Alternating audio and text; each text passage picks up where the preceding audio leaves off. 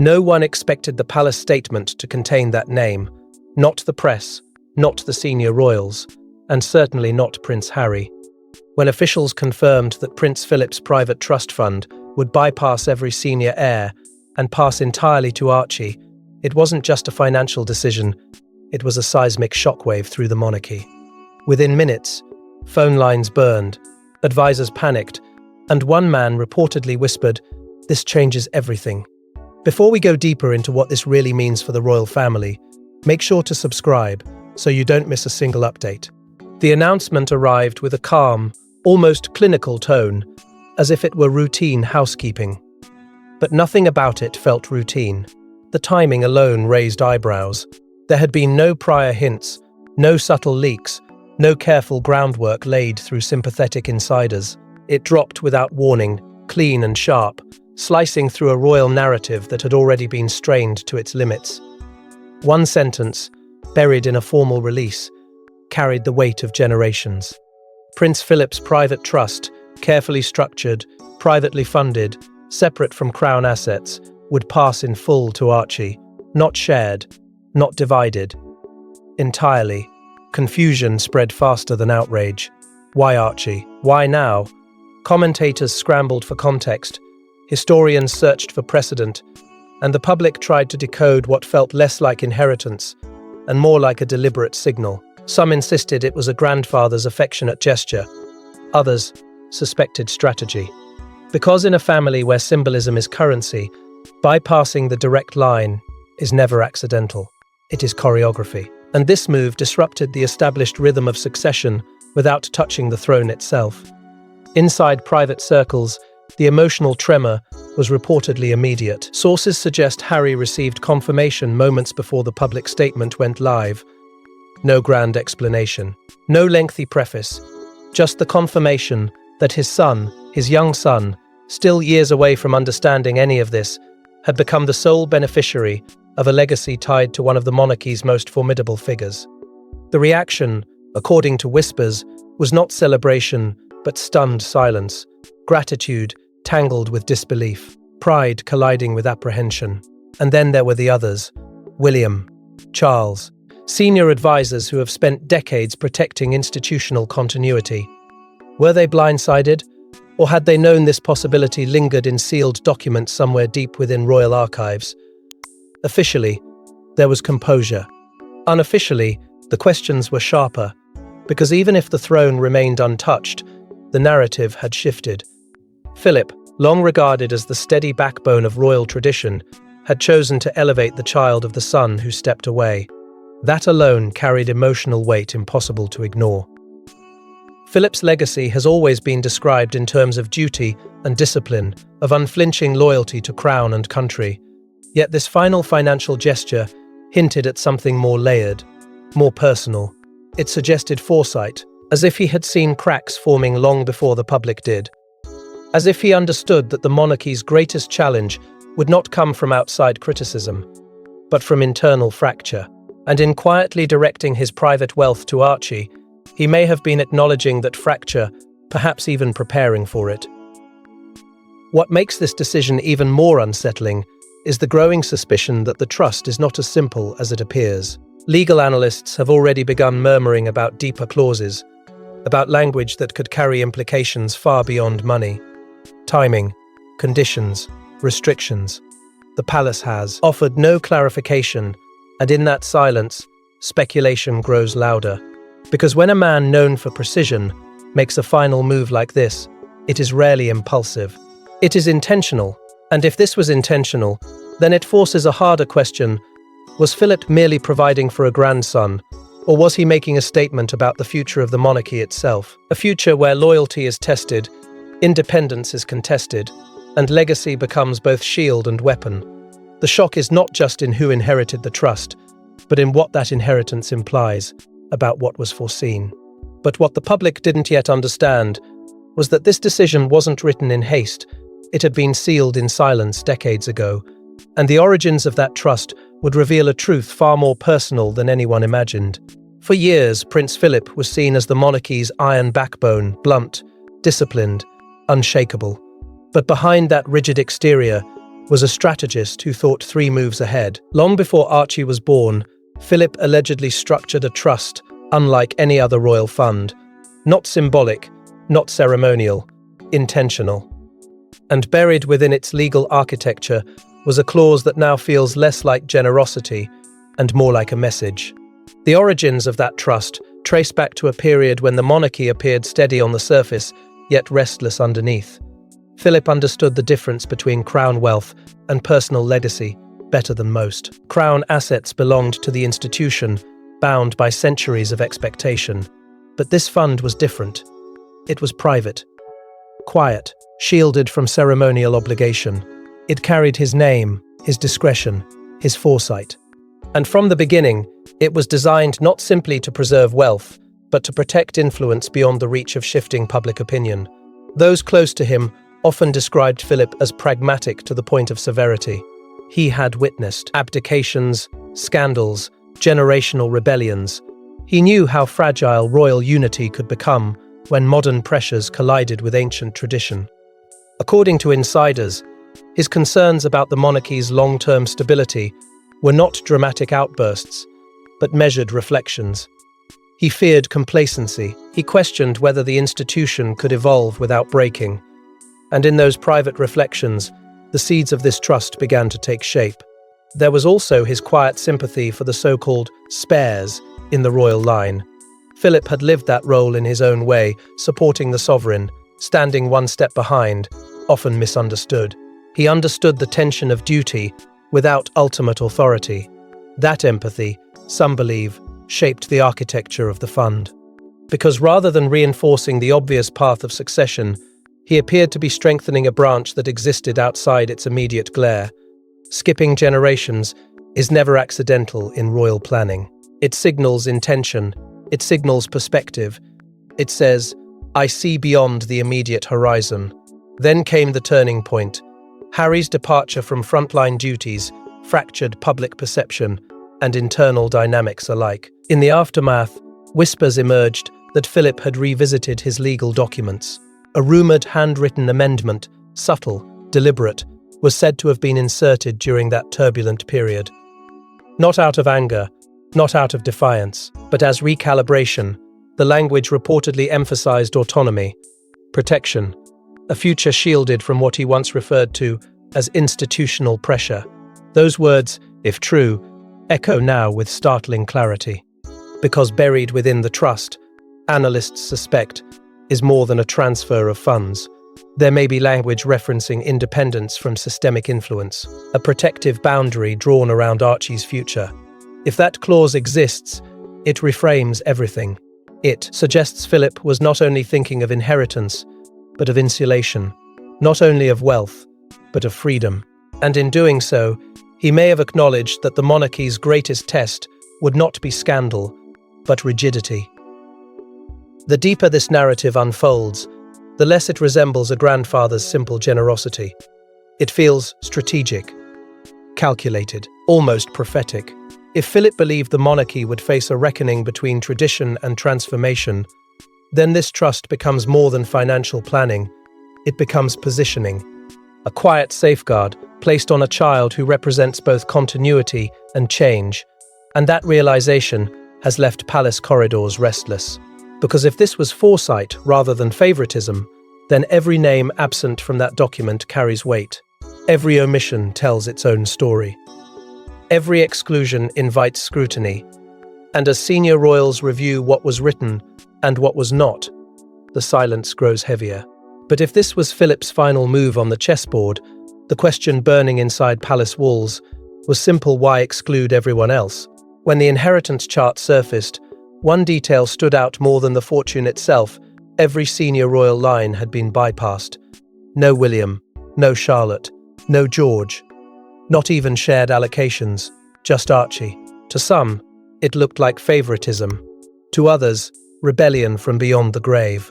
But inside palace corridors, the word whispered wasn't favoritism, it was reckoning.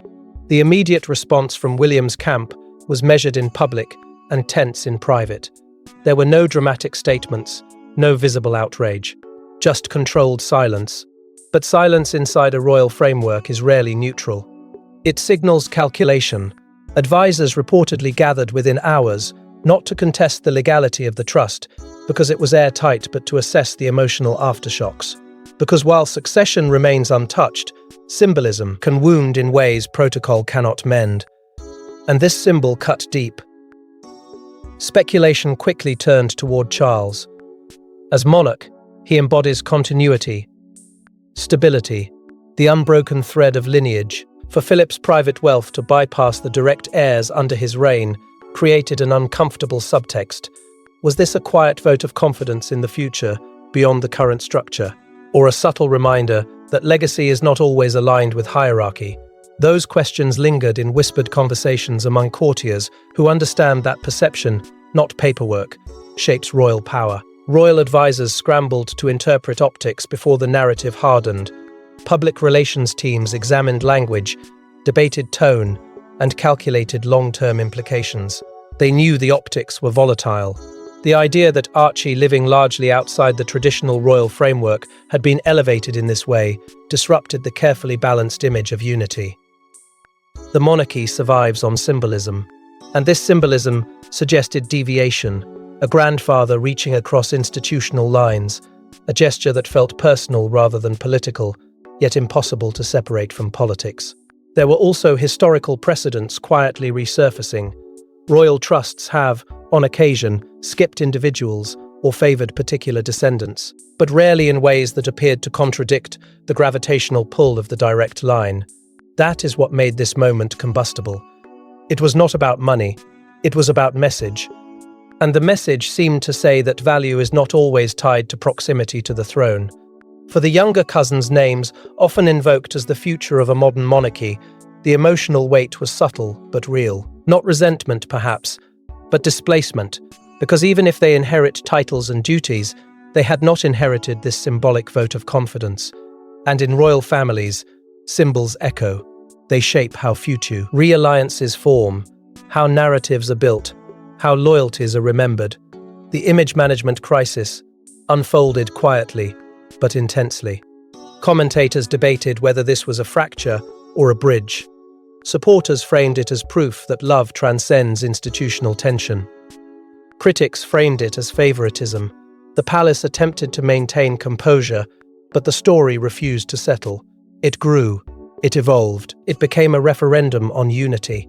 And beneath all of this, the tension between brothers loomed like a shadow stretching longer by the hour. William represents duty within the system. Harry stepped away from it.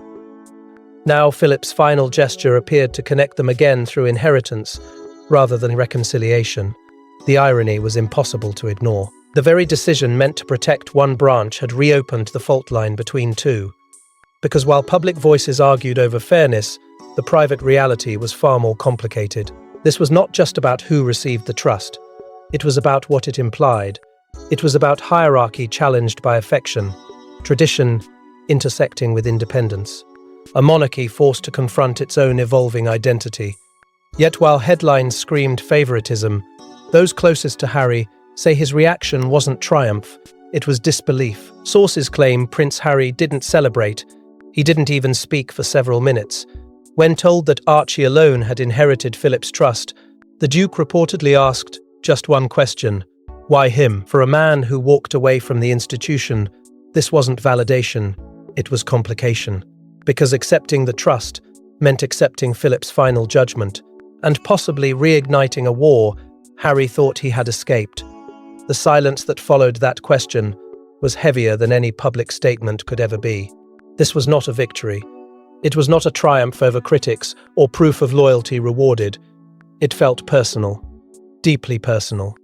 Harry had lived for years under the weight of fractured relationships and public scrutiny. Now, unexpectedly, his grandfather's final gesture placed him back at the center of the very institution he had stepped away from. Gratitude wrestled with discomfort. Pride collided with suspicion. Because if Philip had chosen Archie deliberately, then there was intention behind it, and intention always carries expectation. Those close to the couple suggest Meghan's reaction was measured, almost protective. She understood immediately what this would ignite. Headlines, speculation, The trust might secure Archie's future financially, but it could also tether him symbolically to a system his parents had worked so hard to redefine on their own terms. And so the celebration that outsiders might imagine simply never materialized. Instead, there were private conversations about optics, about timing, about whether accepting this inheritance would reopen wounds that had barely begun to scar. Public perception loomed like a shadow over every thought. Would critics claim hypocrisy? Would supporters interpret it as reconciliation? Harry knew that no decision exists in isolation when your life has unfolded in headlines. Every move becomes a statement, and this move had been made by Philip, not him. That made it more powerful and more dangerous, because declining the trust could appear disrespectful. Accepting it could appear strategic. Either path carried consequences. Then there was Archie, a child too young to understand any of it, suddenly placed at the heart of a narrative he did not choose. The burden is not financial. It is symbolic. To inherit a grandfather's trust in full, while cousins remain outside its scope, changes the story people tell about you before you are old enough to write your own. Harry reportedly felt that weight immediately. He has lived as the spare. He knows what it means to grow beneath expectation. Now his son's name was being framed as significant in a way that could shape his identity for decades. And yet, beneath the tension, there was something softer, a sense that Philip's decision might have been an unspoken reconciliation. Their relationship had been complicated, tested by departure and disagreement, but this gesture felt less like judgment and more like acknowledgement. Perhaps Philip saw resilience. Perhaps he saw continuity beyond conflict. That possibility stirred something emotional in Harry, something unfinished. Still, fear lingered. Fear that this inheritance would provoke resentment within palace walls. Fear that it would deepen the divide between brothers already struggling to rebuild trust. And most unsettling of all, quiet rumors began circulating about conditions embedded within the trust.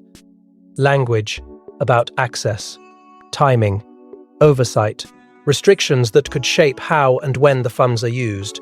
If true, it meant this was not merely a gift, it was guidance, possibly even direction. And as Harry sat with the weight of all it implied, the realization settled in this was not closure.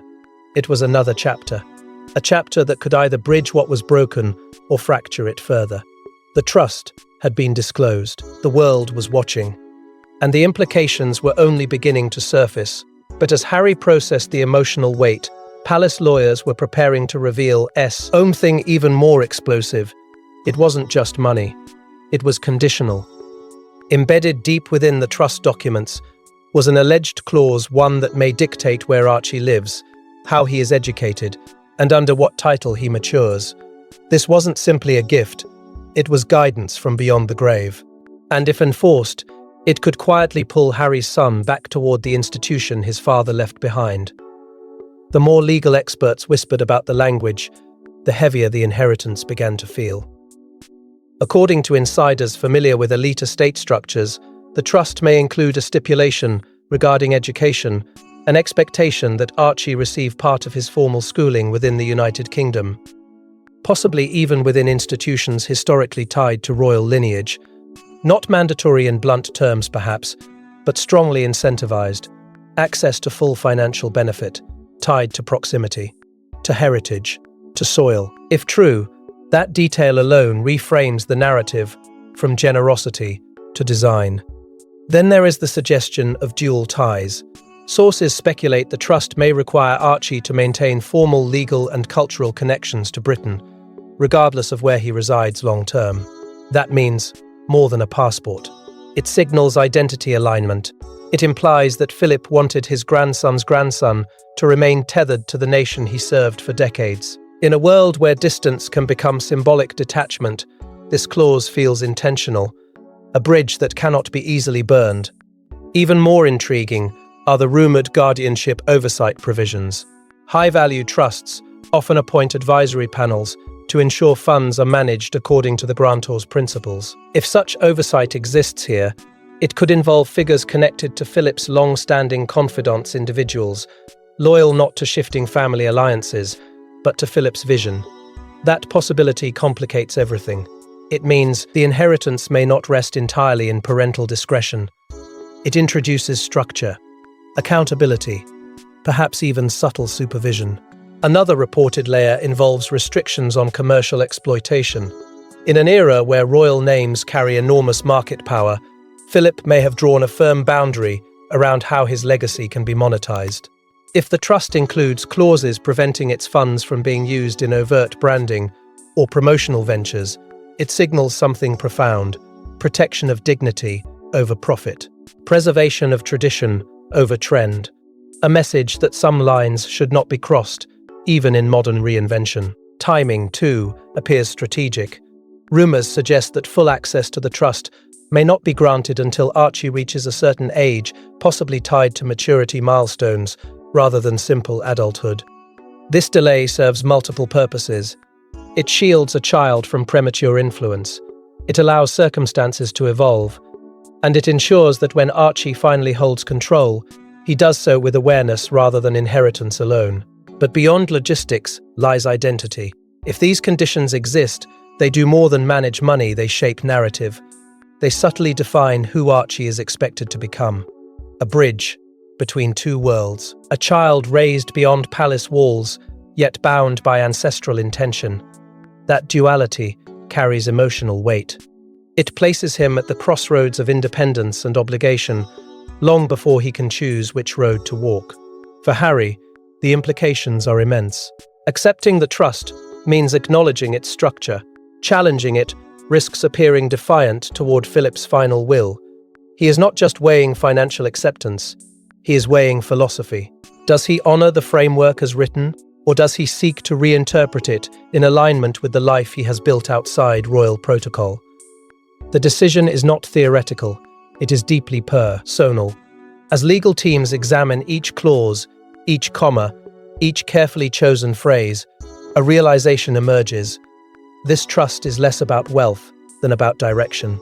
Philip did not merely provide, he prescribed, and in doing so, he left behind a blueprint that could quietly influence the monarchy's evolution for decades. And as legal teams reviewed the language line by line, another question surfaced: was Philip protecting Archie or positioning him? In royal hierarchy, symbolism is everything, and this symbolism was deafening. If Philip had intended to reinforce the direct line, he would have. Instead, he elevated the son of the so-called spare. For Prince William, future king and father of heirs, this wasn't financial competition, it was narrative disruption. And narratives shape public memory far more than crowns do. On paper, nothing changed. William remains the heir. His children remain central to the monarchy's future. The line of succession stands untouched, immovable, codified in law and tradition. But emotionally, this was different, because legacy is not written only in statutes, it is written in gestures. And Philip's final gesture carried weight that cannot be dismissed as coincidence. It introduced a competing storyline, one where influence flows outside the straight line of inheritance. For William, that shift may feel subtle, yet significant. He has lived his entire life preparing to embody stability, continuity, the calm center of a centuries-old institution. Now, the narrative surrounding Archie introduces a parallel current, a child positioned not within the core structure, but powerfully adjacent to it. That adjacency alone has the potential to divide public loyalty in quiet, unpredictable ways. People do not just support institutions, they support stories. And Philip may have just complicated the monarchy's most carefully guarded story. There are whispers about how this will shape future dynamics between cousins. Today, they are children. Tomorrow, they will be adults navigating public roles, private expectations, and inherited symbolism.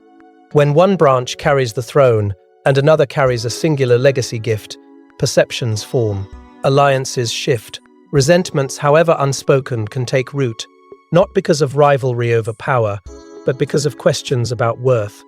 And in royal families, worth is often measured by invisible scales. The palace understands this. That is why spin strategies began forming almost immediately. The emphasis has been placed on Philip's personal affection, on his independence, on the separation between private funds and state matters. The goal is clear: Minimize interpretation, reduce speculation, contain the emotional ripple. But containment is difficult when the public senses subtext, and the public does sense it. Social discourse has already begun framing this as either favoritism or foresight. Some argue that Philip was not disrupting the line, but strengthening the whole. That by investing in Archie, he was sending a message of unity that no matter where family members reside or what roles they occupy, they remain integral to the royal tapestry. It is a generous interpretation, perhaps even comforting, but even that narrative introduces complexity. Because if unity was the goal, why was the gesture so singular? Why not distribute symbolic tokens across branches? The truth may lie somewhere between sentiment and strategy. Philip was known for thinking long-term, for understanding that monarchies survive by adapting without appearing to bend. Elevating Archie could be less about present tension and more about future evolution. A quiet acknowledgement that the monarchy's next transformation may not come from the throne itself, but from those orbiting it. Still, beneath strategic interpretations lies the more human reality. Two brothers, two paths, one institution that once bound them tightly.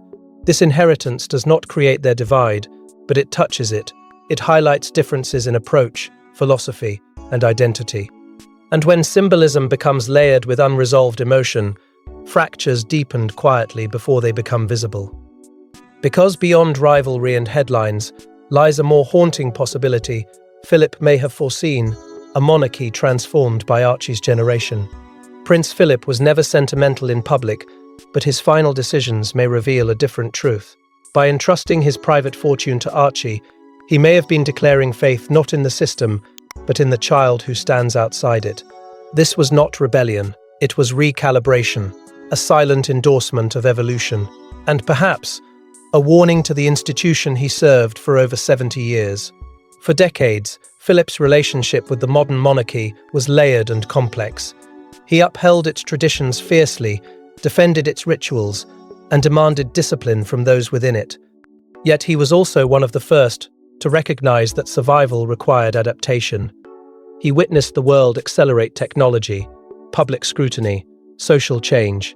He understood that reverence alone could not sustain relevance, and while he rarely voiced these reflections publicly, those close to him suggest he was never blind to the institution's vulnerabilities.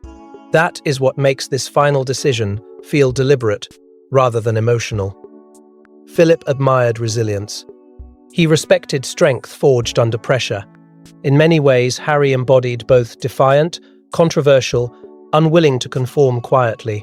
That resilience may have unsettled some within palace walls, but it may also have earned a private measure of respect from a grandfather who valued backbone above approval. And in Archie, Philip may have seen a continuation of that spy, writ, free from immediate royal constraints yet undeniably linked to royal blood. Archie represents something new, a bridge between continents, between cultures, between expectation and independence. His identity is not confined to one tradition or one narrative, and perhaps that is precisely why Philip's gesture feels symbolic. By placing his private fortune in the hands of a child raised largely outside palace gates, he may have been acknowledging that the monarchy's future will not look exactly like its past. That global identity, that blend of heritage and autonomy, may be the very evolution he anticipated. The trust, then, becomes more than inheritance.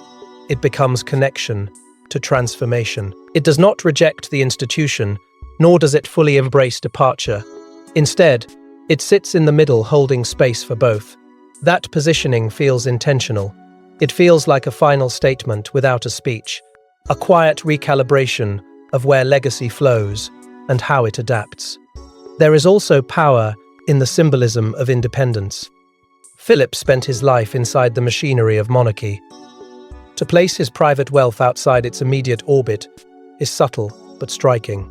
It suggests confidence that the institution is strong enough to withstand deviation, or perhaps recognition that deviation is necessary for endurance. Either way, the message resonates. Loyalty does not have to look uniform. Legacy does not have to follow a straight line. For a man known for discipline, this act carries emotional depth. It reads like a generational message, a reminder that strength can exist both within and beyond palace walls, that the monarchy must learn to breathe in new air if it intends to survive the storms of modernity, and that sometimes safeguarding the future means empowering those who stand at its edges. But gestures this layered do not exist in silence for long. Once the broader public began to interpret the symbolism, reactions intensified. Analysts debated intention, supporters praised foresight, critics questioned fairness. The narrative gained momentum, feeding on speculation and emotion alike. Because when a royal patriarch makes a move that blurs the line between tradition and transformation, the world notices. And once the world notices, it rarely whispers. And when the public finally grasped the magnitude of what had happened, the reaction was anything but quiet. Within hours, social media erupted. Commentators debated motives. Supporters called it justice. Critics called it manipulation. But beneath the noise, one truth lingered: Philip's decision had reopened the monarchy's most sensitive wound. Unity versus independence. Tradition versus transformation. And at the center of it all stood a child who never asked to be part of a royal reckoning. The polarization was immediate and intense. Headlines split into opposing narratives, each claiming moral authority. Some framed the inheritance as a bold affirmation of love that transcended protocol. Others portrayed it as a calculated slight to the established line. Every commentator seemed certain of one thing: that this was not neutral. In a monarchy built on continuity, even the smallest deviation can feel seismic. And this was no small deviation.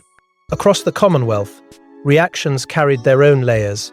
In nations where the monarchy's relevance is already debated, the story became symbolic ammunition. Supporters of reform pointed to Philip's gesture as evidence that even the institution's most steadfast defender recognized the need for change. Traditionalists, however, argued that private decisions should not be politicized. The conversation expanded beyond Britain, becoming a referendum on what monarchy means in a modern world that demands transparency and fairness. Debates over favoritism intensified. Critics questioned why a singular beneficiary had been chosen. Was this emotional bias, strategic messaging, or something more profound? Defenders insisted that private wealth allows private choice, that affection need not mirror hierarchy.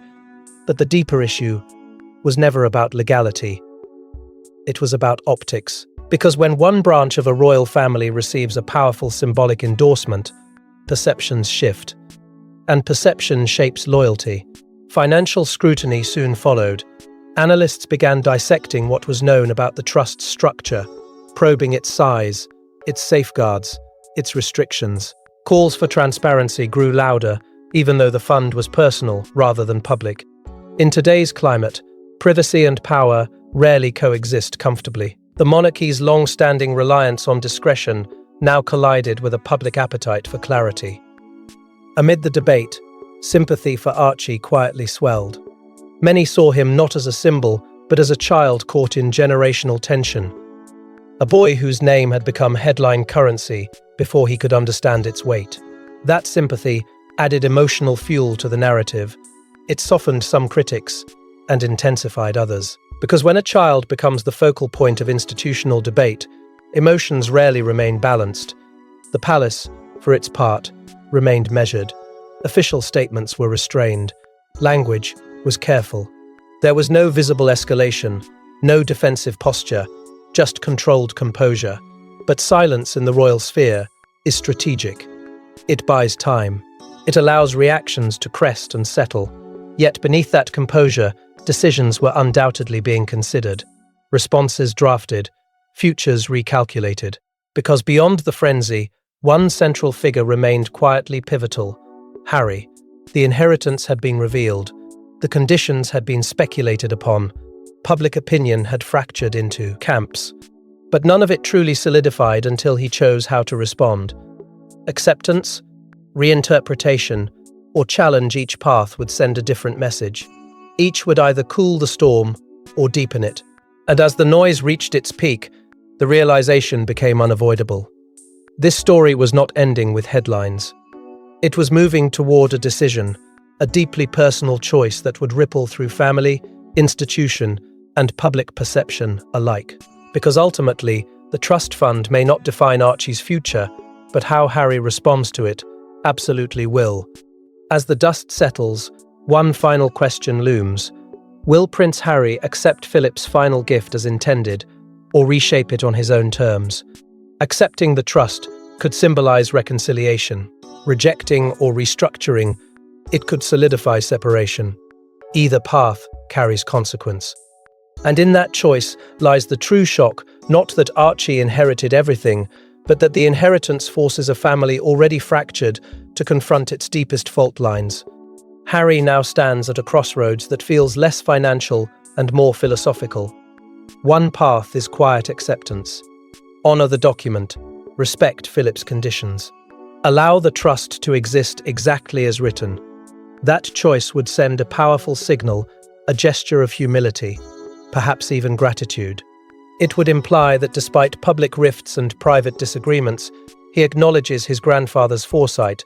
Such a decision could soften tensions, reopen dialogue, and subtly rebuild bridges once thought beyond repair. In royal language, acceptance would read as stability. But there is another path. Harry could reinterpret the trust's framework, adjust its conditions, redirect portions toward broader philanthropic goals, shape it in alignment with the independent life he has carved out. That move would reinforce autonomy. It would say that while he honors legacy, he does not dare agency. Yet such a stance could reignite suspicion within palace walls, casting shadows over intentions and reopening wounds barely concealed. The symbolic power of acceptance versus revision cannot be overstated. In monarchies, gestures carry weight heavier than proclamations. If Harry embraces the trust without alteration, it could be viewed as an olive branch, a tacit acknowledgement that family bonds endure beyond institutional conflict. It might pave the way for cautious reconciliation, not dramatic reunions, but incremental understanding. And sometimes, in royal history, incremental shifts prove more transformative than public declarations. At the heart of all this remains Archie. His long-term role is being shaped in real time. Whether he grows into a private citizen shielded by wealth or a symbolic bridge between divided narratives depends not only on the trust's clauses, but on how his father frames it. The inheritance does not dictate destiny. It creates opportunity. And opportunity, handled wisely, can redefine legacy rather than inherit its burdens. The monarchy itself is evolving under pressure from modern scrutiny and global change. Philip's decision has become part of that evolution. It forces the institution to confront questions it might prefer to postpone. How flexible can tradition be? How inclusive can legacy become? How much independence can coexist with hierarchy? These are not abstract debates. They are embodied in a single child whose name now carries disproportionate symbolic gravity. Philip's legacy, once associated primarily with steadfast duty, is now cemented in controversy as well as strategy. Was this final act a simple grandfather's protection, a calculated repositioning, a reconciliation attempt wrapped in legal precision? The ambiguity may be the point, because ambiguity compels conversation, and conversation reshapes institutions. The most haunting possibility is that this was indeed Philip's masterstroke, a move designed not to divide, but to force reflection, to compel every branch of the family to examine what truly defines royal strength, rigid adherence, or adaptive resilience. In placing his private fortune where few expected, he may have ensured that his influence lingers far beyond ceremony. Now all eyes turn to Harry, not to judge, but to witness. Because in the end, the trust is not merely about wealth, it is about direction. It is about identity. It is about whether legacy becomes anchor or compass. And whatever choice he makes will ripple through generations, shaping not just public narrative, but private healing. Because in royal history, the most powerful moves are rarely loud, and sometimes the quietest inheritance echoes the longest. Thanks for watching. Please don't forget to like and subscribe, and we will see you in next one.